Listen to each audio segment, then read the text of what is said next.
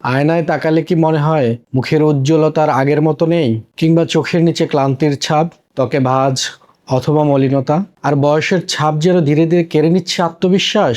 তাহলে আপনার সমাধান প্লাস্টিক সার্জারিতে।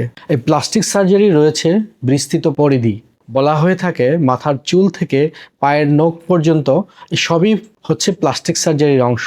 তাই আজকে আমরা কথা বলবো প্লাস্টিক সার্জারির কিছু অ্যাস্থেটিক কিংবা কসমেটিক সেবা নিয়ে। সেই বিষয়ে আমি আলোচনা করব। আমি ডাক্তার আব্দুল্লাহ আল মামুন শাহিন, একজন বিশেষজ্ঞ প্লাস্টিক অ্যান্ড অ্যাস্থেটিক সার্জন হিসাবে কর্মরত আছি national institute of burn and plastic surgery, ঢাকাতে।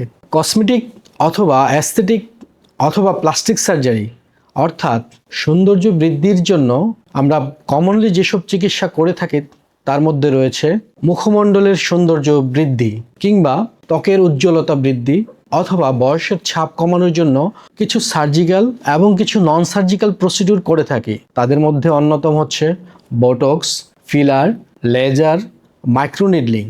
কিছু কিছু ক্ষেত্রে ফ্যাট গ্রাফটিংও করে থাকি। ধরুন যাদের বয়সের কারণে মুখ ঝুলে যায় তাদের জন্য রয়েছে ফেসলিফট, চোখের নিচে ফুলে যাওয়ার জন্য ব্লেফারোপ্লাস্টি, আইব্রোর জন্য ব্রাউ লিফট, আবার নাক সরু এবং উঁচু করার জন্য রয়েছে রাইনোপ্লাস্টি।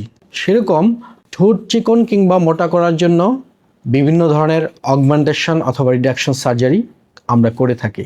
আবার মুখের পাশাপাশি শরীরের সৌন্দর্য বৃদ্ধি অথবা বডি কন্ট্রোলিং, যাকে আমরা বলি বডি রিশেপিং, সেরকম কিছু আমরা অ্যাস্থেটিক প্রসিডিউর করে থাকি।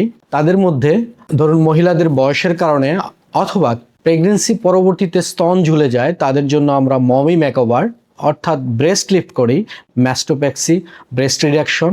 এমনকি যাদের জন্মগতভাবে ব্রেস্ট ছোট কিংবা ডেভেলপই করেনি তাদের জন্য আমরা ব্রেস্ট ইমপ্লান্ট সার্জারি করে থাকি। আবার যাদের পেট ঝুলে যায় তাদের জন্য সমাধান হচ্ছে টামি টাক অথবা অ্যাবডোমিনোপ্লাস্টি। পেট না কেটে শুধুমাত্র সিঙ্গেল একটা ছিদ্রের মাধ্যমে শরীরের অতিরিক্ত চর্বি বের করে আনি, যাকে আমরা লাইপোসাকশনও বলে থাকি। এর মাধ্যমে পেটের কাঙ্ক্ষিত শেপ বা আকৃতি আমরা ঠিক করে থাকি।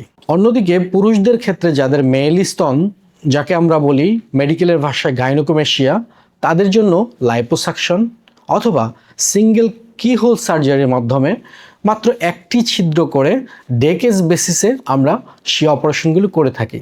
এই অ্যাস্থেটিক প্রসিডিওর মধ্যে আরও রয়েছে যেমন কাটা দাগ, সিজার পরবর্তী দাগ, মোল, বিভিন্ন ধরনের আঁচিল কিংবা বিভিন্ন ধরনের অবাঞ্ছিত দাগ আমরা স্কার রিভিশন সার্জারির মাধ্যমে সঠিকভাবে করে থাকি। তাই বলা যায় প্লাস্টিক সার্জারি শুধুমাত্র জীবন বাঁচাতে না, জীবন সাজাতেও দরকার।